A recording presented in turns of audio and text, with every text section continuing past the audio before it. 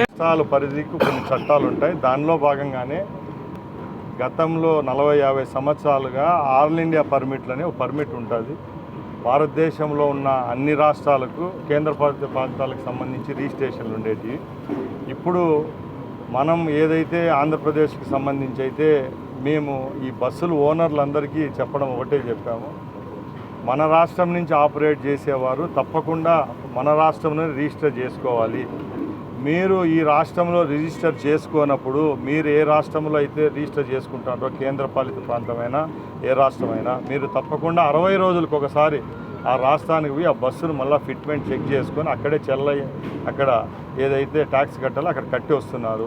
ఆ సమస్యలు ఎక్కడా లేవనెత్తకుండా ఆ రాష్ట్రాలతో సమానంగా ఇక్కడ కూడా ట్యాక్స్ తగ్గిస్తాము. ఆ ఫైల్ను కూడా గౌరవ ముఖ్యమంత్రి గారి దగ్గర పెట్టడం జరిగింది. త్వరలోనే తీపి కబురు వస్తుంది. తప్పకుండా ఏ యొక్క ట్రాన్స్పోర్ట్కి సంబంధించి కాంట్రాక్ట్ క్యారియర్కి సంబంధించి ఎవరికి సమస్య లేవనెత్తకుండా ఆంధ్ర రాష్ట్రంలో ఉన్న ఓనర్స్ ఇక్కడే రిజిస్టర్ చేసుకునే విధంగా వెసులుబాటు కల్పించడానికి త్వరలోనే నిర్ణయం తీసుకుంటాం. ఆదాయం కూడా పెరిగింది కదా సార్ రాష్ట్రానికి. ఆదాయం కూడా పెరుగుతుంది. మళ్ళీ దాన్ని ఎందుకు విస్మరించేది ఏం కాదండి. యాక్చువల్గా సెంట్రల్ లా ప్రకారం మనకి ఎప్పటి నుంచో ఆల్ ఇండియా పర్మిట్ అనే ఒకటి ఉండేది. ఇప్పుడు ఆంధ్రాలో రిజిస్టర్ చేసుకునే మనం కర్ణాటకకు పోల్సిందే కదా. ఓనర్స్ మన ఆంధ్రాలో ఉన్నా కూడా వాళ్ళు ఆపరేట్ చేసేది కర్ణాటకనో తెలంగాణ నుంచో దానివల్ల కేంద్ర పాలిత ప్రాంతాల్లో రిజిస్ట్రేషన్ చేసుకోవడం అనేది ఎలాంటి జరుగుతుంది మీరు స్టడీ చేసుకుంటారు. ఇప్పుడు చేసాము, ఇప్పుడే బహిరంగంగా దాన్ని చెప్పాల్సిన పని లేదు, ఇంకోటి లేదు సార్. మీరు స్టడీ చేసుకుంటారు. దానివల్ల ప్రజల ప్రాణాలు ప్రమాదాలకు గురవుతాయి సార్. ఒకటి సార్, మనం అనేది భారతదేశం అంతా ఒక గొడుగే.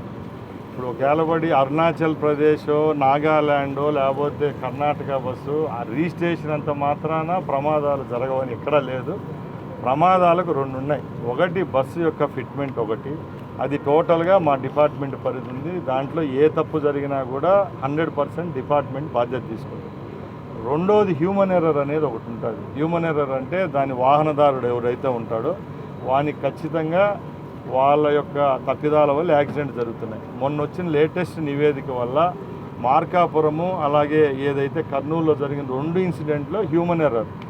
కర్నూలు ఇన్సిడెంట్లు అయితే 19 వాహనాలను 19 నిమిషాల్లో 19 బస్సులు క్రాస్ అయిపోయి ఆ స్కూటర్ను తప్పించాయి. ఏదైతే యాక్సిడెంట్ అయిన బస్సు ఆయనకు సుమారుగా 250 మీటర్లు కొట్టుకొని వెళ్ళిపోయినారు. సేమ్ అదే అట్లే జరిగింది. ఇక్కడ మార్కాపురం విషయానికి వస్తే బస్సు లారీ కింద నుంచి పైకి ఎక్కువ వస్తుంది, బస్సు పైనుంచి స్టీప్లోకి వస్తుంది. ఇతనే పోయి డైరెక్ట్గా డీజిల్ ట్యాంకును కొట్టడం వల్ల ఎమర్జెన్సీ ఎగ్జిట్ బ్యాక్ సైడ్ ఉండడం వల్ల ముందర మంటుకుంది, అందరూ దిగలేక ఆడ జరిగింది. దీంట్లో ఈ 2 కారణాలకైతే పూర్తిగా ప్రభుత్వం కట్టుబడి ఉంది. ఎందుకంటే ఫస్ట్ థింగ్ ఫిట్మెంట్లో కానీ ఇప్పుడు ఒక బస్సు ఉంటుంది, ఆ బస్సుకు 100% ట్యాక్స్ కట్టినంత మాత్రం ప్రమాదం జరగకూడదని ఎక్కడ ఉండదు కదా. వాళ్ళకి ఖచ్చితంగా ఆ ఫిట్మెంట్ విషయంలోనో ఆ బస్సులో ఉండే సేఫ్టీ మెజర్స్ విషయంలో ఏదానికైనా డిపార్ట్మెంట్ చర్యలు తీసుకుంటుంది.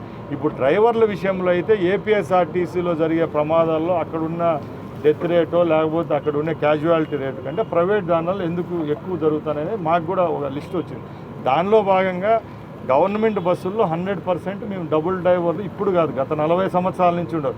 ఇక్కడ నుంచి బెంగళూరు పోవాలంటే ఖచ్చితంగా డ్రైవర్ విజయవాడలో బయలుదేరితే తిరుపతి బస్ స్టాండ్లో మారుతాడు, వెళ్ళిపోతాడు, మళ్ళీ మారాడు.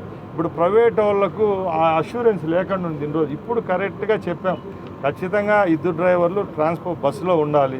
ఉండే సెకండ్ డ్రైవర్ కూడా ఏదో డ్రైవర్ వెనకాల పైన క్యాబిన్లో పనుకోవడమో లేకుంటే ఎక్కర్లేదు. మీకు 41 సీట్ కెపాసిటీ ఉంటే ఆ 1 సీటు ఖచ్చితంగా ఎక్స్ట్రా డ్రైవర్కి ఇవ్వాలి. ఆ 1 సీట్లో డ్రైవర్ పడుకోవాలి. అంతేగాని మీరు కింద క్లీనర్ పనుకునే దగ్గర లేకపోతే ఆ డ్రైవర్ ఇటు కూర్చొని ఉండి ఆయనకు మళ్ళీ డ్రైవింగ్ ఇస్తే మళ్ళీ యాక్సిడెంట్ చేస్తారు. ఇవన్నీ కొన్ని చట్టంలో లొసుగులు ఉన్నాయి. ఇంకోటి కూడా మీరు ఎందుకు చర్యలు తీసుకోలేదంటారు. యాక్చువల్గా మన కర్నూలు ఇన్సిడెంట్ తర్వాతే 40 బస్సులు సీజ్ చేశాం. 40 బస్సులు సీజ్ చేసిన తర్వాత 10 రోజుల్లోనే కోర్టుకు పోయి స్టే తీసుకొని వచ్చాం. కొన్ని చట్టాల్లో కొన్ని లొసుగులు ఉన్నాయి. దాన్ని అడ్డం పెట్టుకొని కూడా ఈరోజు చేస్తాను. మేము వాళ్ళకి అదే అడుగుతున్నాం. ఇవన్నీ వద్దు, ప్రాణం కంటే ఇవన్నీ ముఖ్యం కాదు. కాబట్టి ఫస్ట్ మీరందరూ ఇక్కడ ట్యాక్స్ తగ్గిస్తాం. సీటుకి అక్కడ 4,500 అని మీరు బాధపడతారు, అక్కడ 2,500 ఉందంటారు. మేము ఇక్కడ 2,500 ఉంటాం. మీరు ఎన్ని రోజుల్లో మీ బస్సులన్నీ ఎత్తి ఈ రాష్ట్రంలో రిజిస్టర్ చేస్తూ ఉన్నారు. యూనియన్ వాళ్ళు చర్చలు జరిపాలి, మేము 3 నెలల్లో అన్నీ చేస్తూ ఉన్నాం కదా, త్వరలోనే జీవో తీసుకొస్తాం. ఫిట్నెస్ కూడా సార్, మీరు ఫిట్నెస్ అనేది ప్రధానంగా మాట్లాడారు కాబట్టి వస్తే యాక్చువల్గా ఇది స్టేట్ అనేది అటానమస్ బాడీ కాదండి. కేంద్ర మార్త్ గైడ్లైన్స్ పరంగా త్రూఅవుట్ అన్ని రాష్ట్రాలకు సంబంధించి ఫిట్నెస్ సెంటర్ల ఏర్పాటు అనేది జిల్లాకు ఒకటి కేటాయించడం జరిగింది, ఏటీఎస్. ఇప్పుడు కూడా ఈరోజు పొద్దున్న 10 గంటలకు తిరుపతికి సంబంధించి కాళహస్తిలో ఓపెన్ చేసి వచ్చాను. దాంట్లో 26 టెస్టులకు సంబంధించి టోటల్గా అంటే గవర్నమెంట్ సైట్లోనే జరుగుతుంది ఇది. బట్ ఏంటంటే ఎవరైతే ఎంటర్ప్రైనర్ ఉంటాడో అతనికి ప్రైవేట్ ఓనికి కేటాయించడం జరిగింది. బట్ ఈ పోర్టల్ గీటల్ ఆ చట్టం అంతా కేంద్రము రాష్ట్ర పరిధిలోనే ఉంది. కొంచెం మీరు చేస్తాం సార్, ఇదంతా కొత్త చట్టం. సో తప్పకుండా దానివల్ల అంతా లేదు, గవర్నమెంట్కి లాసే కానీ ప్రజలకు ఇప్పుడు ఓనర్స్ కూడా మీరు ఫీడ్బ్యాక్ తీసుకోండి, ఓనర్స్ కూడా బాగా ఇబ్బంది పడుతుంది. అందుకే ఇప్పుడు ప్రతి ఒక్క దాంట్లో ఈరోజు మార్నింగే చెప్పాము, బాక్స్ పెట్టమని చెప్పాము, కంప్లైంట్ బాక్స్ కూడా. ఎవరి మీద అట్లా కలెక్షన్లు ఎక్కువ చేసినా లేకపోతే దాంట్లో ఏదన్నా తప్పులు చేసినా, ఇప్పుడు కొన్ని కంప్లైంట్స్ వస్తున్నాయి, ఈ రోజు చేయడం లేదు మళ్ళీ వారానికి పోతే చేసి ఇస్తాను అని చెప్పి అడుగుతాను, ఇవన్నీ వచ్చినాయి మా దగ్గర. అలాగా సార్, బాగాలేకపోతే ప్రతిదానికి ఒక రేటు పెట్టి చేసేదానికంటే ఇది ఇక్కడ గవర్నమెంట్ పరంగా అయితే తప్పకుండా గవర్నమెంట్ పరంగా అయితే ఇది బాగాలేదు పోయి చేయించుకోమని చెప్తారు. జగన్మోహన్ రెడ్డి గారు ఇప్పుడు చల్లని రూపాయింది. మేము కూడా అదే ప్రాంతం నుంచి మేమందరం శాసనసభ్యులమే, ఆ పక్కల నియోజకవర్గం అన్నది. 2019లో జగన్మోహన్ రెడ్డి గారు కూడా ఇదే ఈవీఎంల ద్వారా గెలిచి ముఖ్యమంత్రి అయినాడు. 5 సంవత్సరాలు పదవి అనిపించినారు. ఆ 5 సంవత్సరాల్లో లేనిది ఇప్పుడు మేము 2024లో గెలిచినప్పుడు ఈవీఎం లేదో తప్పు చేసినా అంటే ఎవరు నమ్మరు. ఇంకా పోలీసుల విషయానికి వస్తే జగన్మోహన్ రెడ్డి వ్యవస్థలను వాడినట్టు ఏ ప్రభుత్వము ఏ ముఖ్యమంత్రి వాడినాడు.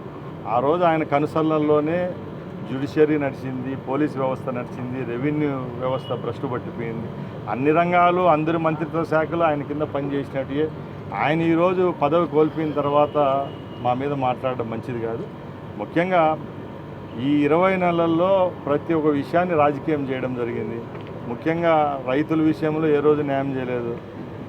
విజయవాడ వచ్చి వరదలు వచ్చి కొట్టుకొని పోతే ప్యాంటు మడిచి ఎగ్గట్టి పైకి 1 గంట సేపు నీళ్ళలో దిగిన పాపాను పోలేదు.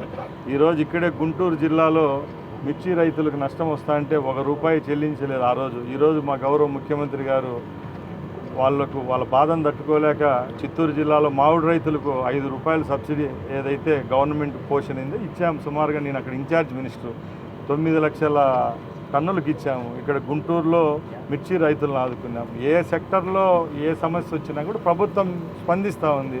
జగన్మోహన్ రెడ్డి గారు దండయాత్రలు పోతూ ఉన్నారు. ఆ రోజు మిర్చి గోడౌన్ల కాడికి పోతే మిర్చి మూటలు ఎత్తుకొని వెళ్ళిపోయినారు.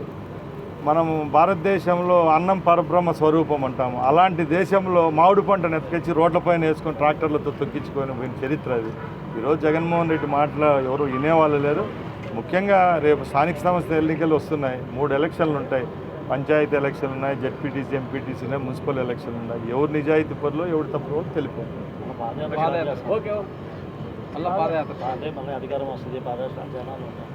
ఎక్కడా లేదండి. ఇప్పుడు ఒక్కటే ముఖ్యంగా ఈ ప్రభుత్వంలో ఒక పక్కల సంక్షేమం అభివృద్ధే కాకుండా సగటు మానవుడు ప్రశాంతంగా బతుకుతాను ఉంటాం. దానివల్ల ప్రెస్ వాళ్ళ గురించి విలేకరుల దగ్గర నుంచి ఒక పెద్ద కార్పొరేట్ సంస్థను నడిపించే యాజమానుల వరకు కూడా ఈ తెలుగుదేశం కూటమి ప్రభుత్వం ఏర్పాటైన తర్వాత మేము మా ఇళ్లలో కూర్చొని మేము బతుకుతామని అన్నిటికంటే మంచి ఒక పాజిటివ్ వైబ్ అనేది ప్రజల్లో ఉంది. అది చెడగొట్టుకునే పరిస్థితులు ప్రజలు అయితే లేరు కాబట్టి తప్పకుండా ఎక్కడ జగన్మోహన్ రెడ్డి వచ్చే పరిస్థితి లేదు. ముఖ్యంగా ఈరోజు జగన్మోహన్ రెడ్డి బాధ ఒకటే అండి, ఎక్కడ గోదావరి ఎక్కడ కృష్ణానది ఉంది. ఈరోజు గోదావరి జలాలు త్వరలోనే రాయలసీమకు వస్తూ ఉన్నాయి. ఇప్పుడు మీ పక్కలే ఉన్న వెలుగొండ ఏదైతే ఇప్పుడు ఉందో అది త్వరలోనే మీ పక్కన ఉన్న 4-5 నియోజకవర్గాలకు త్వరలో సుమారు 2 లక్షల ఎకరాలకు నీళ్ళు ఇచ్చే పనిలో ఈ ప్రభుత్వం పనిచేస్తుంది. ప్రతి ఒక్క ఏరియాలో ఏదో ఒక డెవలప్మెంట్ జరుగుతుంది. ఇదే హైవేకి ఎన్ని ఫ్యాక్టరీలు వచ్చాయి చూడండి. ఆ రోజు ఈ రాష్ట్రంలో వచ్చిన పారిశ్రామికవేత్తలు అనుకోండి, పెట్టుబడిదారులంతా రాష్ట్రానికి పరిగెత్తే పరిస్థితి నుంచి ఈరోజు క్యూ లైన్ కట్టి అమరావతి చుట్టూ తిరిగే పరిస్థితి వచ్చిందంటే అది కేవలం బ్రాండ్ చంద్రబాబు నాయుడు గారు. తప్పకుండా జగన్మోహన్ రెడ్డి అని పగట్టుకెళ్ళారు. Thank you.